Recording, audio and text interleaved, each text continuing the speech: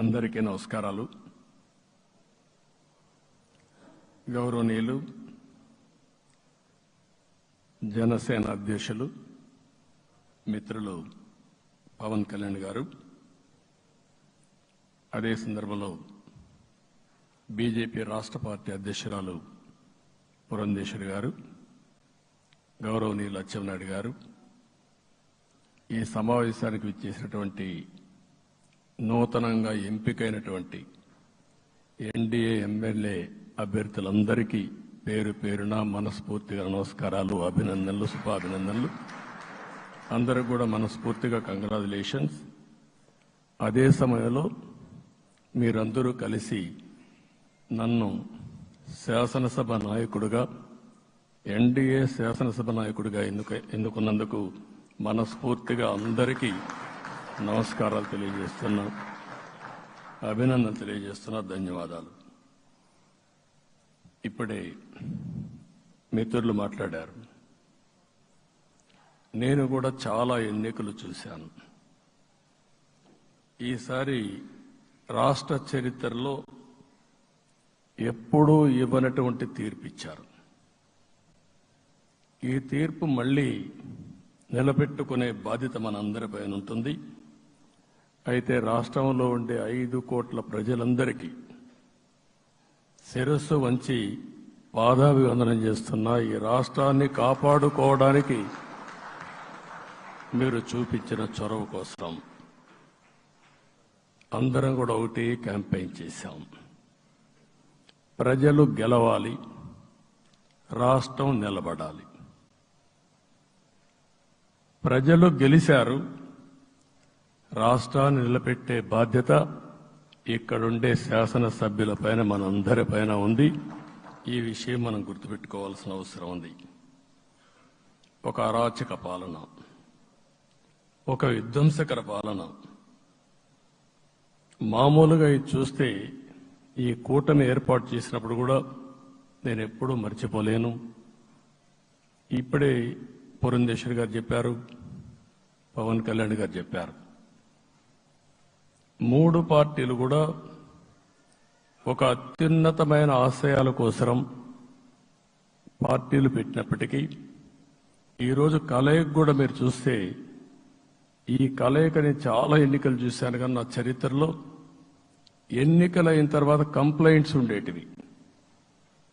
ఇక్కడ పలానోళ్ళు సరిగా పనిచేయలేదు, ఇక్కడ ఈ నాయకులు కోఆపరేట్ చేయలేదని. నేను చూసిన మొట్టమొదటి ఎన్నిక, ఈసారి ఎన్నికల్లో మాత్రం 100కి 100% 3 పార్టీల నాయకులు, కార్యకర్తలు సమిష్టిగా పనిచేశారు. దానికి కారణం మనం ఒకసారి అన్వేషిస్తే, ప్రజలు మనోభావాలకు అనుగుణంగా మన కార్యకర్తలు కూడా ప్రవర్తించే పరిస్థితికి వచ్చారు. రాష్ట్రంలో ఉండే ప్రతి ఒక్క కార్యకర్తని, 3 పార్టీల తరపున ఉండే ప్రతి ఒక్క కార్యకర్తని, నాయకుడిని మనస్ఫూర్తిగా అభినందిస్తున్నా, ధన్యవాదాలు తెలియజేస్తున్నా, కృతజ్ఞతలు తెలియజేస్తున్నా. మేము చాలా వేవ్స్ చూసాం. 94లో 1 సైడ్ ఎన్నికలు జరిగాయి. అప్పుడు కూడా ఇన్ని సీట్లు రాలా, ఇన్ని ఓట్లు రాలా.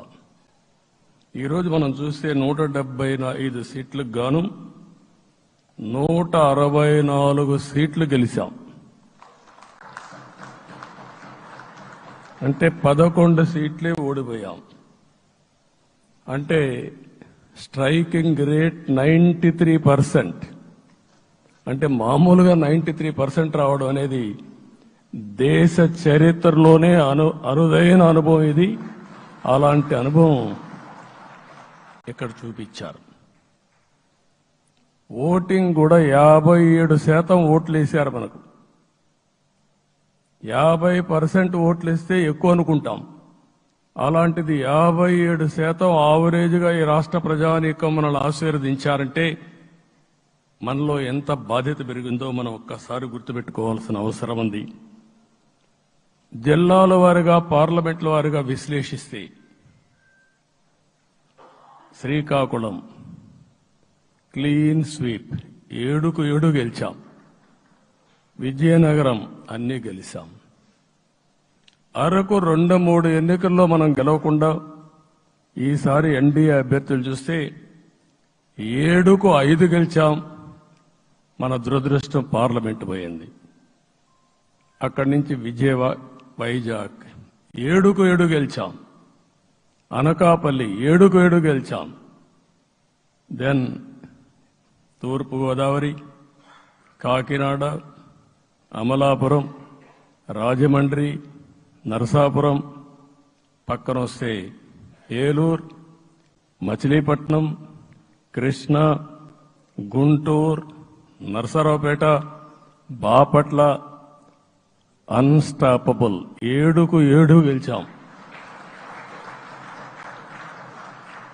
అక్కడి నుంచి ఒక్క ఒంగోలులో బ్రేక్ పడింది, ఒక 2 సీట్లు పోయినాయి. అక్కడి నుంచి నెల్లూరు 7కు 7 గెలిచాం. తిరుపతి 7కు 7 గెలిచాం. కానీ దురదృష్టం పార్లమెంటు పోగొట్టుకున్నాం. చిత్తూరు ఎప్పుడూ ఇన్ని సీట్లు గెలవాలి, 7కు 7 గెలిచాం. అక్కడి నుంచి రాజంపేటలో 7కు 4 గెలిచాం. 3 సీట్లు పోగొట్టుకున్నాం, పార్లమెంటు పోయింది. అక్కడి నుంచి మీరు చూస్తే చరిత్రలో ఎప్పుడూ గెలవని విధంగా కడపలో 7కు 5 గెలిచాం మనం. ఆ తర్వాత అనంతపురంకి వస్తే క్లీన్ స్వీప్ 7కు 7 గెలిచాం. హిందూపూర్లో 7కు 7 గెలిచాం. నంద్యాల ఎప్పుడూ ఊహించని విధంగా 7కు 7 గెలిచాం. ఆ తర్వాత కర్నూలుకు వస్తే 7కు 5 గెలిచాం. నేను ఈ 11 మందిని కూడా అదే మారిగా జనసేన మిత్రులు పవన్ కళ్యాణ్ గారు 21 సీట్లు తీసుకొని 21 గెలిచాడు.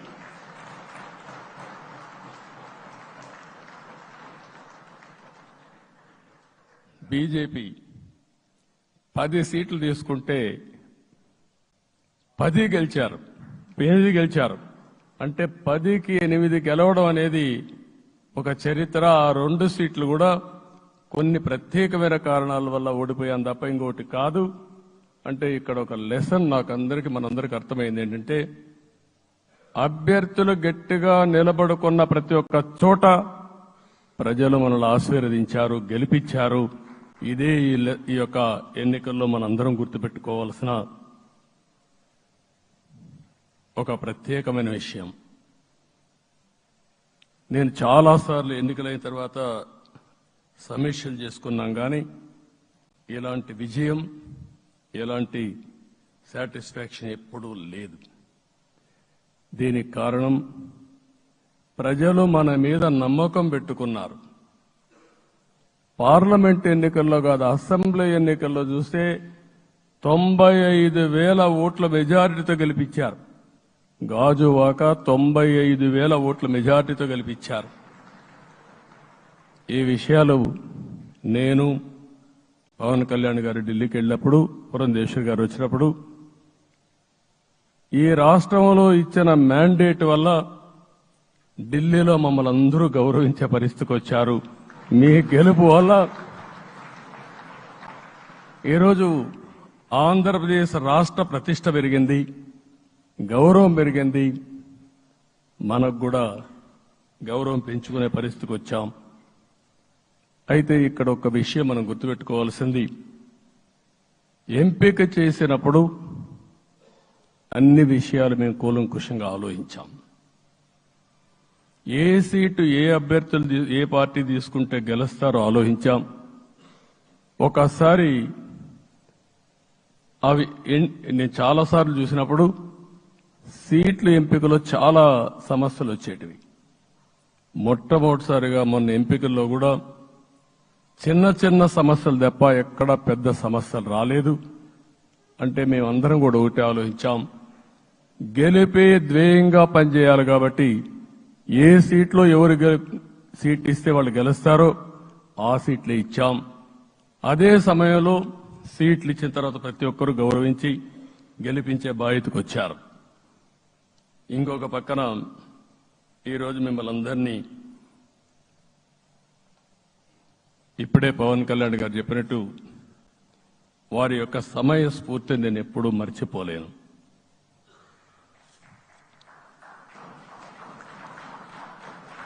మొట్టమొదటిసారిగా నేను జైల్లో ఉన్నప్పుడు వచ్చాడు. వచ్చినప్పుడు నన్ను పరామర్శించాడు. బయట వచ్చి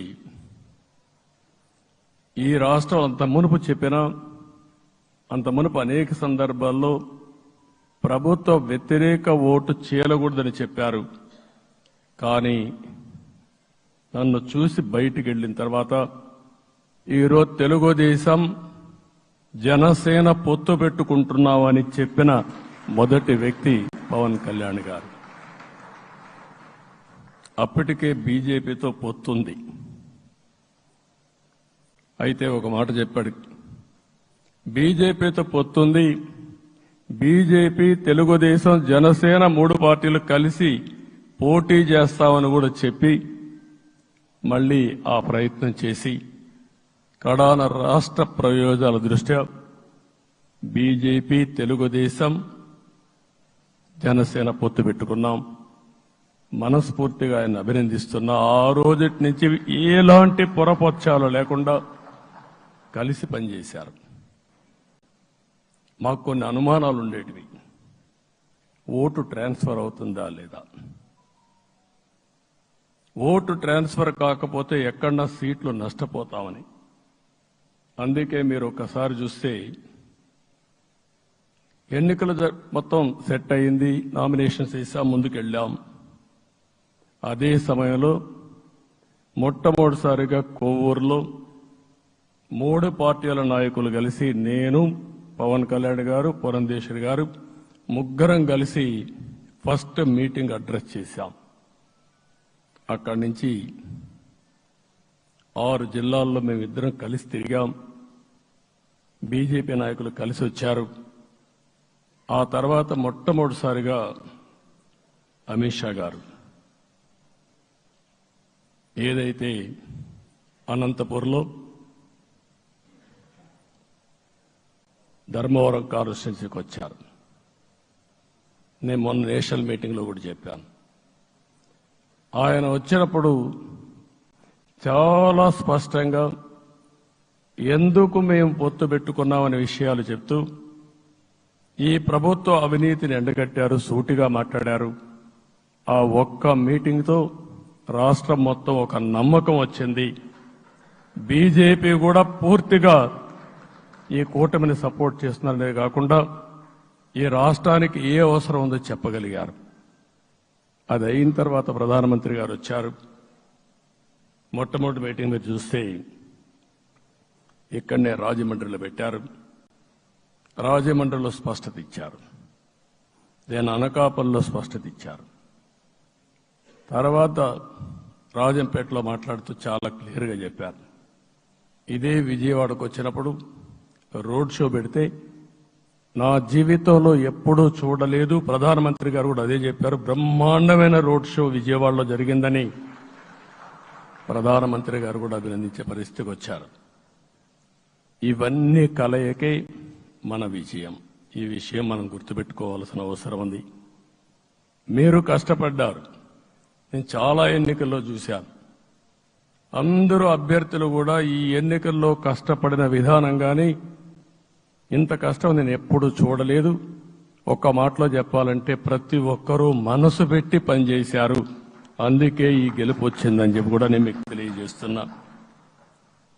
మీ అందరి సహకారంతో రేపు ప్రమాణ స్వీకారం చేస్తున్నాను. దానికి మీ అందరికీ ధన్యవాదాలు.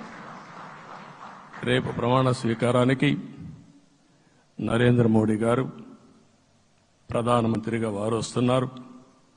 అదే మరిగా ఎన్డీఏ నాయకులు వస్తున్నారు. ఇది ఒక అరుదైన అనుభవం. అంటే నేను 4వసారి ముఖ్యమంత్రిగా ప్రమాణ స్వీకారం చేస్తున్నాను. కానీ ఈసారి దీనికి ఉండే ప్రాధాన్యత, ప్రజలు మన మీద పెట్టుకున్న నమ్మకం, నష్టపోయారు, ఇబ్బందులు పడ్డారు, మన మీద హోప్ పెట్టుకున్నారు. తిరిగి నేను ఒక్కడినే చేసే కార్యక్రమం కాదు. అందరం సమిష్టిగా మళ్లీ ప్రజలకు రుణం తీర్చుకునే సమయం ఆసన్నమైంది. దానికి ఈ రాష్ట్రానికి పూర్తిగా కేంద్ర సహకారం అవసరం. నిన్న పోయినప్పుడు కూడా నేను చాలా స్పష్టంగా కేంద్ర నాయకత్వాన్ని కోరాను. అటు అమిత్ షా గారిని, అదే మరి ప్రధానమంత్రి గారిని అందరినీ కోరాం. పూర్తిగా సహకరిస్తామని వారు హామీ ఇచ్చారు.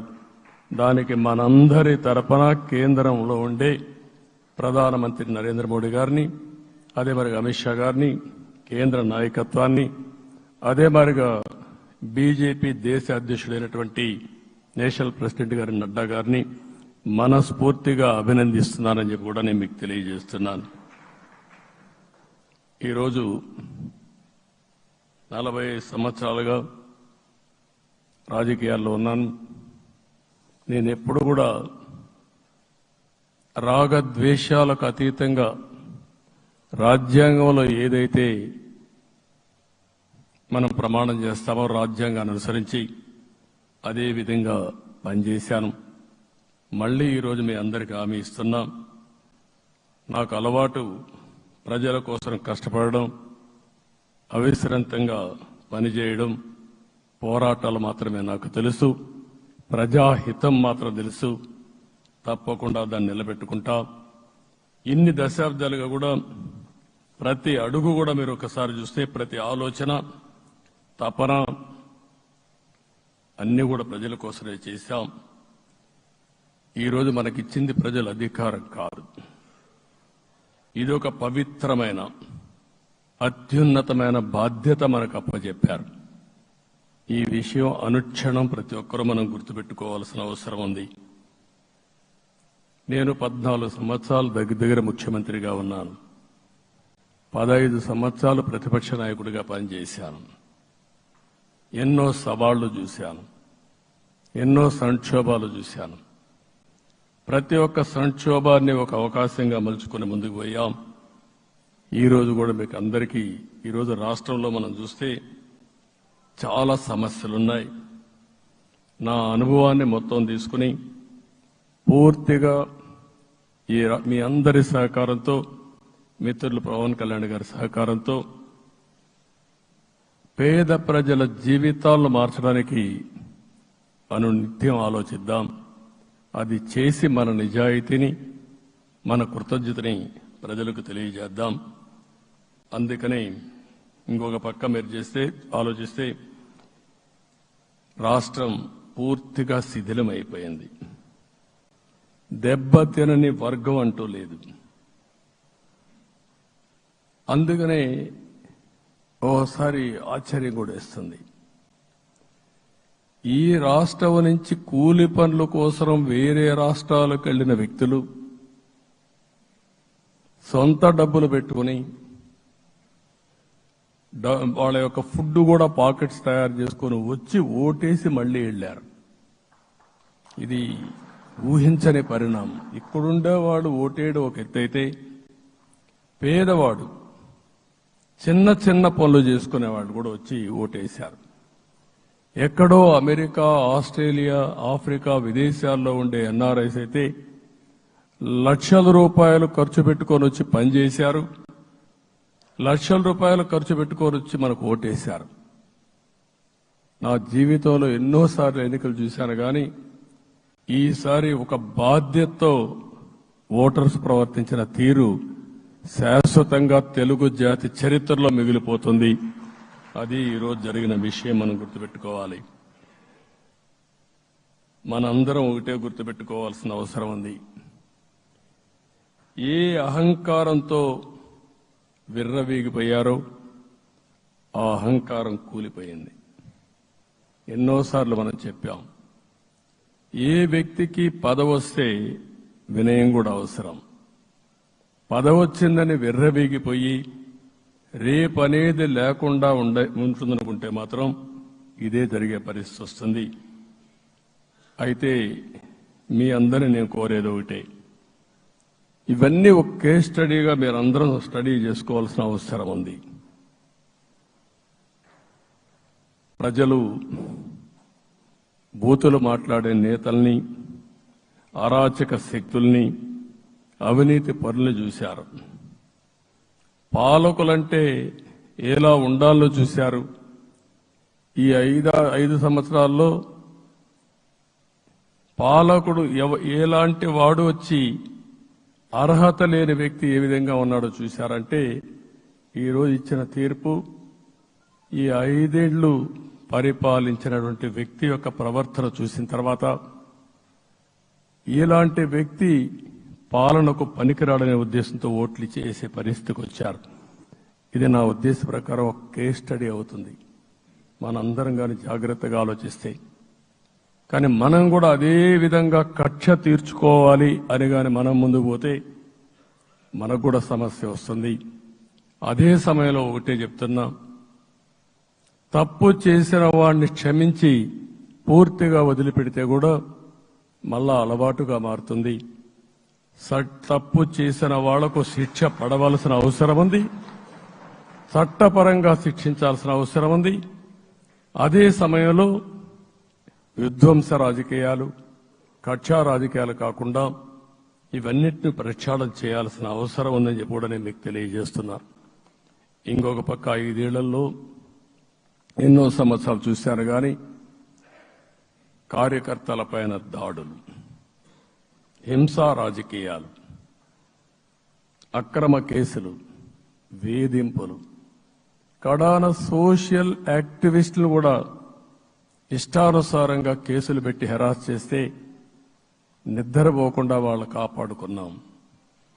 ఇంకొక పక్కన అన్ని పార్టీలకు 3 పార్టీలకు అనుభవం ఉంది. ఈరోజు మీరు చూస్తే ప్రాణాలు తీస్తూ అరాచకంగా ప్రవర్తిస్తూ తెలుగుదేశం పార్టీలో ఒక ఉదాహరణ చూసినప్పుడు అన్ని పార్టీలకు వర్తిస్తుంది. ఏదైతే మన పార్టీకి వ్యతిరేకంగా నేను ఆ పేర్లు చెప్పకూడదు కాబట్టి చెప్పలేదు, కానీ స్లోగన్ ఏమంటే కడాన మెడ మీద కత్తున్న జై తెలుగుదేశం అంటూ ప్రాణాలు వదిలిపెట్టే పరిస్థితికి వచ్చారు. ఇది ఊహించని పరిణామాలు ఇవన్నీ. ఇప్పుడు కూడా కళ్ల ముందర తిరిగే పరిస్థితి వస్తుంది. అందుకే ఈరోజు మనందరం కూడా ఇవన్నీ గుర్తుపెట్టుకొని, నాకు జరిగిన అవమానాలు చూశారు. నేను అందుకే మా కుటుంబానికి జరిగిన అవమానంతో నేను కూడా భరించలేక బయట వచ్చినప్పుడు ఒకటే శపథం చేసి వచ్చాను. ఆ శపథం, ఇది గౌరవ సభ కాదు, ఇది కౌరవ సభ. ప్రజాక్షేత్రంలో గెలిచి మళ్లీ ఈ సభను గౌరవ సభగా చేసి అడుగు పెడతానని చెప్పి శపథం చేసి బయట వచ్చాను. ఓసారి ఇవన్నీ చరిత్ర. ఆ శపథాన్ని ప్రజలు గౌరవించారు. గౌరవించిన ప్రజల్ని నిలబెట్టే బాధ్యత మనందరిపైన ఉంది. సభను కూడా ఎన్నోసార్లు పవన్ కళ్యాణ్ గారు చెప్పారు, భవిష్యత్తులో ఆంధ్రప్రదేశ్ శాసనసభని ఒక గౌరవ సభగా చేసి ప్రజా సమస్యల్ని చర్చిస్తామని చాలా స్పష్టంగా చెప్పారు. అలాంటి బ్రహ్మాండమైన వాతావరణం క్రియేట్ అవుతుంది. దానికి ఒక శాసనసభాపక్ష నాయకుడిగా నేను హామీ ఇస్తున్నా. మళ్లీ ఈ సభను గౌరవ సభగా, ఈరోజు మన పరిపాలన ప్రజా ప్రభుత్వంగా మనం ముందుకు పోవాల్సిన అవసరం ఉంది. ముందుకు పోతామని చెప్పి కూడా నేను మీకు తెలియజేస్తున్నా. ఇంకా కిందికి డెప్త్కి వెళ్తే గవర్నమెంట్లో ఏముందో ఇప్పటికి తెలియదు, ఎంత అప్పు ఉందో తెలియదు, ఎక్కడెక్కడ తెచ్చారో తెలియదు. ఇవన్నీ కూడా డెప్త్కి వెళ్ళినప్పుడు ఎన్ని లక్షల కోట్ల అప్పు ఉంది, ఏదేది తాకట్టు పెట్టారు, ఆర్థిక వ్యవస్థ ఏ విధంగా చిన్నాభిన్నం అయిపోయింది, ఇవన్నీ కూడా అధ్యయనం చేసుకోవాల్సిన అవసరం ఉంది. ఇరిగేషన్ రంగాన్ని పూర్తిగా నిర్వీర్యం చేశారు. రాష్ట్రానికి అతి ముఖ్యమైన ప్రాజెక్టు పోలవరం. కేంద్రం క్లియర్గా పోలవరానికి సహకరించారు. నాకు ఇప్పుడు కూడా జ్ఞాపకం ఉంది, 2014 కంటే ముందు నేను ముఖ్యమంత్రి అయ్యాను, ఎంపికయ్యాను. ఢిల్లీకి వెళ్ళాను. ఢిల్లీకి వెళ్ళినప్పుడు 7 మండలాలు తెలంగాణలో ఉన్నాయి. పోలవరం ముంపుకు గురి అయ్యే 7 మండలాలు తెలంగాణలో ఉన్నాయి. ఆ 7 మండలాలు అక్కడుంటే జూన్ 2వ తారీఖున నోటిఫికేషన్ వస్తే ఆ తర్వాత తెలంగాణ అనుమతి ఉంటే తప్ప, పునరావాసానికి ఒప్పుకుంటే తప్ప మనం పోలవరం కట్టే పరిస్థితి లేదు. ఆ రోజు రాజ్నాథ్ సింగ్ గారు పార్టీ అధ్యక్షుడు. అదే మాదిరిగా ఆ రోజు వెంకయ్యనాయుడు గారు కూడా యాక్టివ్గా ఉన్నారు. నేను ఒకటే కోరాను, ప్రజలు నన్ను ఎంపిక చేసుకున్నారు, ఇక్కడ మనం ఎన్డీఏ వచ్చింది, ఈ ప్రాజెక్టు పూర్తి కావాలంటే ఆ 7 మండలాలు ఆంధ్రప్రదేశ్ రాష్ట్రానికి ఇస్తే తప్ప పూర్తి కాదు. మీరు 7 మండలాలు ఇవ్వకపోతే నేను ప్రమాణ స్వీకారం చేయను, నాకు ఈ పదవి వద్దని ఆ రోజు చాలా స్పష్టంగా చెప్పాను. ఇది ఎప్పుడు కూడా చరిత్రలో ఎప్పుడు జరగని విషయం. ఆ రోజు ప్రధానమంత్రి గారు నరేంద్ర మోడీ గారు ఇవన్నీ ఆలోచించి ఫస్ట్ కేబినెట్ మీటింగ్లో పెట్టి ఒక ఆర్డినెన్స్ ఇచ్చి ఆ 7 మండలాలు ఆంధ్రప్రదేశ్కి ఇచ్చి తర్వాత పార్లమెంట్ సమావేశాలు పెట్టుకున్నారంటే అది ఒక చరిత్ర. అంటే ఆ రోజు గాని కేంద్రంగాన 7 మండలాలు ఇవ్వకపోయుంటే పోలవరం ప్రాజెక్టు ప్రారంభమయ్యేది కాదు. అన్ని కష్టాలు పడి మళ్లీ డబ్బులన్నీ కోర్టులో ఉండే కేసులన్నీ విత్డ్రా చేయించి అన్ని చేయించాం. 72% పనులు పూర్తి చేశాం. ఈరోజు మళ్లీ మొదటికి వచ్చింది. డయాఫామ్ వాల్ పూర్తిగా కొట్టుకోబోయే పరిస్థితికి వచ్చింది, డ్యామేజ్కి అయ్యే పరిస్థితి వచ్చింది, ఎక్కడుందో తెలియని పరిస్థితి. మళ్లీ కేంద్ర సహకారంతో రాష్ట్రానికి అతి ముఖ్యమైన ప్రాజెక్టు పోలవరం, దీన్ని పూర్తి చేసే బాధ్యత, దీన్ని పూర్తి చేసి నదుల అనుసంధానం చేసి మన అందరం ప్రతి ఒక్క ఎకరాకు నీళ్లు ఇవ్వగలిగితే దానికంటే బ్రహ్మాండమైన కార్యక్రమం ఏమీ ఉండదు. వ్యవసాయ రంగం స్టెబిలైజ్ అవుతుంది. ఇది సాధించడానికి అన్ని విధాలా కష్టపడతామని చెప్పి కూడా నేను మీకు తెలియజేస్తున్నాను. ఇంకొక పక్క వ్యవసాయ రంగం పూర్తిగా సంక్షోభంలో పడిపోయింది. రైతులు అప్పుల పాలయ్యారు. 5 ఏళ్లలో 9 సార్లు కరెంటు ఛార్జీలు పెంచారు. ఈ విధంగా ఇవన్నీ కూడా ఇంకొక పక్క మీరు చూస్తే అమరావతి 10 సంవత్సరాల తర్వాత మన రాజధాని ఏదంటే చెప్పుకోలేని పరిస్థితి. ఇప్పటికి కూడా మనకు గుర్తొచ్చేది ప్రజావేదిక విధ్వంసం. అలాంటి దుర్మార్గమైన కార్యక్రమాలు జరిగాయి.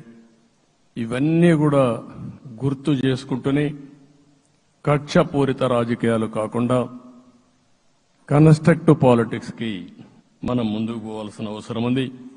అందుకే ఈరోజు నేను ఒకటే మీ అందరికీ హామీ ఇస్తున్న, మీ ద్వారా ప్రజలందరికీ, మనది ప్రజాప్రభుత్వం. ఇకపైన మన ప్రభుత్వంలో ప్రజావేదికల కూల్చివేతలుండవు. 3 రాజధానులంటూ రాష్ట్ర భవిష్యత్తు ఆటలాడే పరిస్థితి ఉండదు. మన రాజధాని అమరావతి, అమరావతి రాజధాని. విశాఖపట్నం ఆర్థిక రాజధానిగా, ఒక ప్రత్యేకమైన సిటీగా, ఆధునికమైన నగరంగా తయారు చేసుకుందాం. దాన్ని ఎప్పుడు కూడా నేను కంబైన్డ్ ఆంధ్రప్రదేశ్ కూడా గుర్తుపెట్టుకున్నాను. విశాఖపట్నం అటు జనసేనకు, తెలుగుదేశానికి, బీజేపీకి ముగ్గురు కూడా చాలా ముఖ్యమైన నగరం ఇది. ఎందుకు నేను ఈ మాట అంటున్నానంటే, లాస్ట్ ఎలక్షన్లో 2014లో హరిబాబు అక్కడ ఎంపీగా గెలిచారు. తర్వాత విడిపోయిన తర్వాత 2014లో మళ్లీ మనం పోటీ చేసినప్పుడు చేశాం. 2019లో 4 అసెంబ్లీ సీట్లు గెలిపించిన ఏకైక నగరం విశాఖపట్నం తెలుగుదేశం పార్టీకి. అదే మాదిరిగా ప్రజల్లో గణనీయమైనటువంటి అభిమానం జనసేన అధినేత పవన్ కళ్యాణ్ గారి పైన ఉంది. ఈ మూడు కలిపి నిన్న ఒక సునామీ మారిగా వచ్చింది. అక్కడ ఒక్కొక్క సీట్లో మీరు చూస్తే 90,000, 90,000, 70,000, 80,000 మెజారిటీ గెలిపించారంటే ఆనాటి ముఖ్యమంత్రి విశాఖపట్నాన్ని రాజధానిగా చేస్తాను, ఎన్నికలు అవుతానే అక్కడే ప్రమాణ స్వీకారం చేస్తానంటే నువ్వు రావద్దు అని ప్రజా తీర్పిచ్చిన రాజధాని నగరం విశాఖ నగరం. అంటే ఎలాంటి టెంప్టేషన్ కూడా లొంగలేదు వాళ్ళు. ఇది ఒక అనుభూతి. విశాఖపట్నాన్ని మర్చిపోయే సమస్య లేదు. తగిన గుర్తింపు ఇస్తాం, అభివృద్ధి చేస్తాం. ఇంకొక పక్క కర్నూలుని కూడా ఇదే మారిగా చెప్పి కర్నూలుని జ్యుడిషియల్ క్యాపిటల్గా చేస్తామని కడాని ఏమీ చేయకుండా వదిలిపెట్టినటువంటి వ్యక్తి. ఈరోజు మీరు ఒక్కసారి గుర్తుపెట్టుకోవాల్సింది, నేను చాలా ఎన్నికలు చూశాను కానీ రాయలసీమలో వన్ సైడ్ ఎన్నికలు జరిగాయి. బ్రహ్మాండంగా ఓట్లేశారు. ఓట్లేయడమే కాదు, ఊహించనటువంటి మెజార్టీస్ ఇచ్చారు. ఇది నేను కొంచెం భయపడ్డాను బిగినింగ్లో, కానీ ఊపు చూసిన తర్వాత మాత్రం అనిపించింది అందరూ ఎక్స్పెక్ట్ చేశారు రాయలసీమలో కొంచెం ఇబ్బంది ఉంటుందని. అలాంటి రాయలసీమ తిరుగుబాటు చేసే పరిస్థితికి వచ్చింది. దానికి కూడా మనందరి మీద బాధ్యత ఉంది. కర్నూలుని అన్ని విధాలా అభివృద్ధి చేసే బాధ్యత Telugu Desam party, Janasena, BJP, NDA కూటమి తీసుకుంటామని కూడా హామీ ఇస్తున్నాను. ఈ 3 సిటీలే కాకుండా మొత్తం అన్ని జిల్లాల్ని సమభావంతో ఆలోచించి మనం ముందుకెళ్దాం. ఇంకొక పక్క మనలో ఏ కోశాన కూడా అహంకారం ఉండకూడదు, అరాచకం అనేది ఎక్కడా కనిపించకూడదు. ఈ రాష్ట్రంలో అశాంతికి చోటు అనేది లేకుండా ముందుకు పోవాల్సిన అవసరం ఉంది. రాష్ట్ర ప్రజలందరికీ హామీ ఇస్తున్నా, సీఎం వస్తున్నాడంటే చెట్లు కొట్టేయడం, లేకపోతే రోడ్లు మూసేయడం, షాపులు బంద్ చేయడం, పరదాలు కట్టుకోవడం అవన్నీ ఉండవు. సీఎం కూడా ఒక మామూలు మనిషిగానే వస్తా, అందరితో కలిసి ఉంటాం. నేను సీఎంగా ఉన్నా మా మిత్రుడు పవన్ కళ్యాణ్ గారు ఏ హోదాలో ఉన్నది కూడా రేపు అనౌన్స్ చేసుకుంటాం.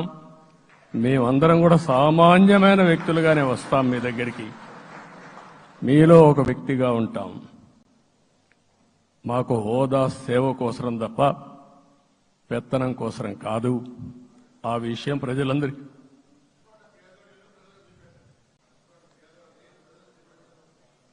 అవన్నీ చేస్తాం. ఇంకొక పక్కన నిన్న మొన్న నేను వస్తానంటే వాళ్ళకు కూడా తెలుసు కాబట్టి ఎన్డీఏ అభ్యర్థిగా అంటే శాసనసభ నాయకుడిగా ఎన్నుకుంటారనే ఉద్దేశంతో, ముఖ్యమంత్రి అవుతాను ఉద్దేశంతో రోడ్లన్నీ కూడా నిలిపేస్తాను. నేను ఒకటే చెప్పాను, మేము వచ్చినప్పుడు ఒక్క నిమిషం ఒక సిగ్నల్కి ఇంకొక సిగ్నల్కి కొద్దిగా గ్యాప్ పెట్టుకోండి. అవసరమైతే ఒక 5 నిమిషాలు లేట్ అయినా మాకు పర్వాలేదు, కానీ ప్రజలు ఎవ్వరికీ ఇన్కన్వీనియన్స్ కలగకూడదని చాలా స్పష్టంగా ఆదేశాలు ఇచ్చాం. కాబట్టి అవన్నీ మనం చేద్దాం. ఇంకొక పక్కన దాడులు చేసి బాధితులపైనే కేసులు పెట్టే పరిస్థితి ఉండదు ఈ రోజు నుంచి. అది కూడా మనం చూశాం. ఏ ఒక్కరి ఆత్మగౌరవానికి భంగం కలగదు. ఒక పాజిటివ్ గవర్నెన్స్ అన్ని చోట్ల కనపడుస్తుంది. ప్రజాహితం కోసమే పనిచేస్తాం.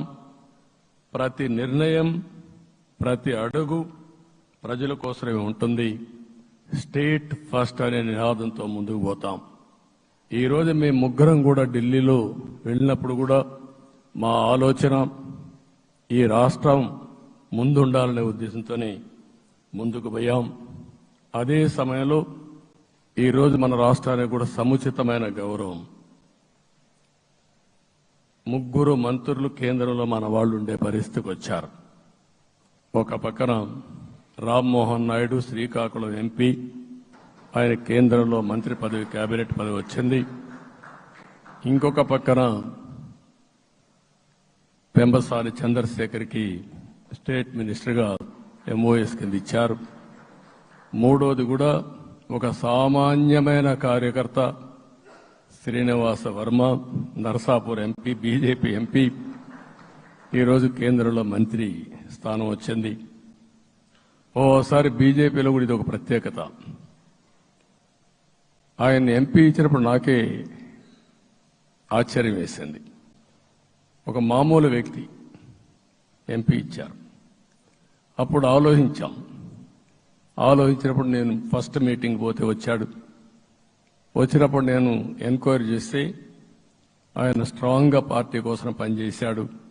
ఒక పార్టీ కార్యకర్తను గుర్తించిన పార్టీ భారతీయ జనతా పార్టీ. అది కూడా తెలుగుదేశంలో కూడా చేస్తున్నాం, జనసేనలో కూడా చేస్తున్నాం. వారి యొక్క ప్రత్యేకత. ఈరోజు నిన్న కూడా మనం అందరం చూస్తే మోదీ గారు మొన్నే మీటింగ్ అయినప్పుడు చూశాం, ఆయన స్పీచ్ను కూడా చూశాం. నేను కూడా చాలా స్పష్టంగా చెప్పాను, 10 సంవత్సరాల మోడీ గారి పరిపాలన దేశ ప్రతిష్ట పెంచింది. ప్రపంచంలోనే భారతీయులకు గుర్తింపు వచ్చింది. 11వ స్థానంలో ఉన్న ఆర్థిక వ్యవస్థ ఈరోజు 5వ స్థానానికి తీసుకొచ్చారు. ఇంకొక పక్కన ఎన్డీఏ 3.0 ఈ పరిపాలన 5 ఏళ్లలో 5వ స్థానం నుంచి 3వ ఆర్థిక అతిపెద్ద దేశంగా భారతదేశం ఎమర్జ్ కాబోతుంది. ఇది మన దేశానికి గర్వకారణం. ఇంకొక పక్కన ఆయన కల వికసిత్ భారత్ 2047, మనందరి కల వికసిత్ ఆంధ్రప్రదేశ్. ఇది మనందరం ఒక కలగా పెట్టుకొని ముందుకు పోవాల్సిన అవసరం ఉంది. అదే సమయంలో మనందరి ఆలోచన పేదరికం లేని సమాజం, zero poverty nation, zero poverty state, zero poverty నియోజకవర్గం. ఇది ఎన్టీ రామారావు గారి కళ. ఆయన చాలాసార్లు, నేను మొన్న కూడా చెప్పాను, ఒకప్పుడు కమ్యూనిజం, క్యాపిటలిజం, సోషలిజం, ఇది ఆర్థిక సంస్కరణ రాని ముందు ప్రతి ఒక్కరిని అడిగే విధానం. ఎవరిని అడిగినా మీరు ఏ సైడ్ ఉంటారని అడిగేవాళ్ళు. అలాంటి సమయంలో ఎన్టీ రామారావు గారిని మీరు ఏ ఇజాన్ని నమ్ముతారో చెప్పమంటే, నాకు ఈ ఇజాల గురించి తెలియదు, నాకు తెలిసింది ఒకే ఒక ఇజం, అది హ్యూమనిజం అని చెప్పిన ఏకైక నాయకుడు భారతదేశంలో ఎన్టీ రామారావు గారు. ఆయన ఆ రోజు చెప్పింది పేదరికం లేని సమాజాన్ని సృష్టించాలని, పేదవాళ్లే దేవుళ్ళు, సమాజమే దేవాలయం అని చెప్పిన వ్యక్తి. ఆ కళని సాధికారం చేద్దాం. అదే నేను నిన్న చెప్పినప్పుడు కూడా, ఈ దేశం అభివృద్ధి కావడంలో ఎలాంటి అనుమానం లేదు. కానీ ఆ అభివృద్ధి ఫలితాలు పేదవాళ్లకు తీసుకుపోవడంలో కాన్షియస్ ప్రజా నిర్ణయాలు తీసుకోవాలి, పబ్లిక్ పాలసీ తీసుకోవాలి. దానికి మన రాష్ట్రం నాంది పలికి కేంద్రానికి కూడా ఒక ఆదర్శంగా మనం నిరూపించుకుందాం.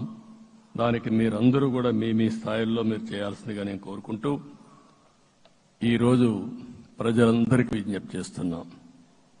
మీరు ఓట్లేశారు, మమ్మల్ని గెలిపించారు, మీరు గెలిచారు, మీ పని అయిపోలేదు. కానీ మమ్మల్ని అనునిత్యం ఆశీర్వదించుతూ నడిపించే బాధ్యత ప్రజల్ని తీసుకోమని పూర్తిగా కోరుకుంటున్నాం. ప్రజాస్వామ్యంలో ఎప్పుడు కూడా ఓట్లేసి బాధ్యత లేకుండా ఉండేవాళ్లు, కావాల్సింది అడిగేవాళ్లు. నిన్న ఎన్నికల్లో చాలా మందిని చూశాను. ఫస్ట్ టైం పోలింగ్ ప్రారంభం అవుతానే అరాకొర వచ్చేవాళ్ళు. పోలింగ్ పోస్ట్ స్టేషన్లో కూడా మనుషులు ఉండేవాళ్ళు కాదు. కొంతమంది మధ్య తరగతి అబోవ్ ఉండేవాళ్ళైతే ఎప్పుడో మధ్యాహ్నం పైన పోదామని ఇంట్లో లీజర్గా పడుకునేవాళ్ళు. మధ్యాహ్నం పైన కూడా ఖాళీగా ఉంటే వచ్చేవాళ్ళు. ఎండలు ఎక్కువ ఉంటే కొంతమంది అవాయిడ్ చేసేవాళ్ళు. అందుకే మొన్న ఎన్నికల్లో మీరు చూస్తే ఫస్ట్ అవర్లో ప్రతి ఒక్క పోలింగ్ స్టేషన్ ఫుల్గా క్యూలు ఉన్నాయి. ఆ క్యూలు కంటిన్యూ అయింది. మీరు చూస్తే రాత్రి 2 గంటల వరకు క్యూలో నిలబడుకొని ఓట్లు వేశారంటే వాళ్ళ బాధ్యత వాళ్ళు నెరవేర్చారు. దానికి మనం అందరం గుర్తుపెట్టుకొని ఏ విధంగా చేయాలనో మనం కూడా చేయాల్సిన అవసరం ఉంది. ప్రజలందరికీ విజ్ఞప్తి చేస్తున్నా, మమ్మల్ని నడిపించండి. ఎక్కడైనా మేము తప్పు చేస్తే చెప్పే విధానం కూడా ఎస్టాబ్లిష్ చేస్తాం. ఎప్పటికప్పుడు ఫీడ్బ్యాక్ ఇవ్వండి. ఫైనల్గా కలిసి సాగుదాం, రాష్ట్రాన్ని పునర్నిర్మాణం చేద్దాం. నా జీవితంలో నేను చాలా చూశాను, కానీ నాకు ఒకటే కోరిక, భారతదేశం ప్రపంచ దేశాల్లో నెంబర్ 1 దేశంగా తయారు కావాలి. అవుతుంది, దాంట్లో అనుమానం లేదు. 2047కి ప్రపంచంలో భారతదేశం మొదటి స్థానం. బాగా పనిచేసుకుంటే, లేకపోతే 2వ స్థానంలో మనం ఉంటాం. అదే సమయంలో ప్రపంచం మొత్తం భారతీయులు నెంబర్ 1 స్థానంలో ఉంటారు. అది నరేంద్ర మోడీ గారి కళ. అది డెఫినెట్ గా జయప్రదం అవుతుందని నేను ప్రగాఢంగా విశ్వసిస్తున్నా. ఇందులో నా స్వార్థం కూడా ఉంది. తెలుగు జాతి ప్రపంచంలోనే నెంబర్ 1గా ఉండాలనేది మన కోరిక. ఇప్పటికీ మీరు చూస్తే హైయెస్ట్ పర్ క్యాపిటా ఇన్కమ్ ప్రపంచంలో ఏ దేశంలోకి వెళ్ళా భారతీయులు సంపాదిస్తున్నారు. అందులో అగ్రస్థానంలో తెలుగు వాళ్ళు ఉన్నారు. అదే సమయంలో ఈ రాష్ట్రాన్ని నెంబర్ 1గా చేయాలనే సంకల్పం మనందరికీ ఉండాల్సిన అవసరం ఉంది. ఇది అసాధ్యం కాదు.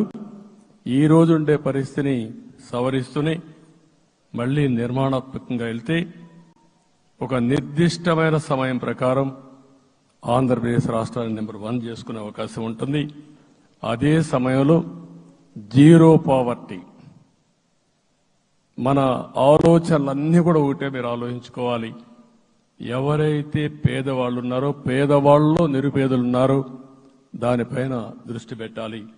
దీనికి కూడా ఒక కార్యక్రమాన్ని మనం తీసుకుంటా అని చెప్పి తెలియజేసుకుంటూ, మరొకసారి ఇది ఒక అరుదైన అనుభవం. నా జీవితంలో మరిచిపోలేనటువంటి ఘట్టం. దీనికి మిమ్మల్ని అందరినీ ఎన్డీఏ అభ్యర్థిగా ముఖ్యమంత్రిగా నన్ను ఎంపిక చేసిన ఎన్డీఏ ఎమ్మెల్యేలందరినీ పేరు పేరున మనస్ఫూర్తిగా అభినందిస్తూ, మరొకసారి బాధ్యత ఈ రోజు నుంచి ఇంకా ఎక్కువైంది.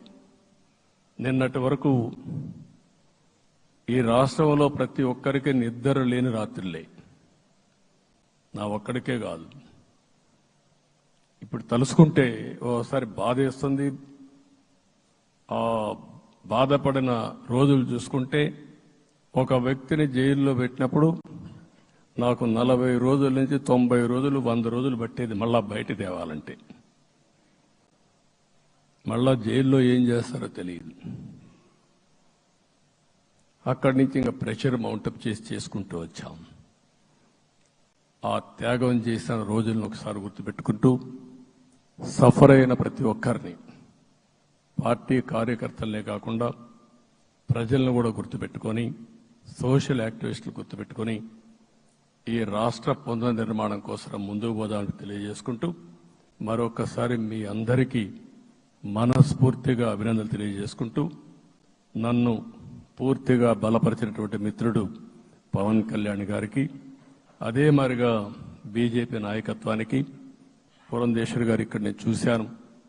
మేమిద్దరం, వారు ఎంపీ అభ్యర్థిగా ఉన్నప్పటికీ ఎప్పుడో కంప్లైంట్ చేసినా లేకుంటే కోఆర్డినేషన్ ప్రాబ్లం వచ్చినా ఇమీడియట్ గా స్పందించి వారు కూడా కోఆర్డినేట్ చేశారు. అందరూ కూడా ఎక్కడ పొరపచ్చాలు లేకుండా మనస్ఫూర్తిగా చేశాం కాబట్టి ఈ గెలుపు సాధ్యమైంది. ఈ గెలుపుకు సహకరించిన ప్రతి ఒక్క నాయకుడికి, ప్రతి ఒక్క పార్టీకి, ప్రతి ఒక్క కార్యకర్తకి, ప్రజలందరికీ కూడా పేరు పేరున మనస్ఫూర్తిగా నమస్కారాలు తెలియజేసుకుంటూ మీ అందరి దగ్గర సెలవు తీసుకుంటున్నాను. జై హింద్, జై హింద్.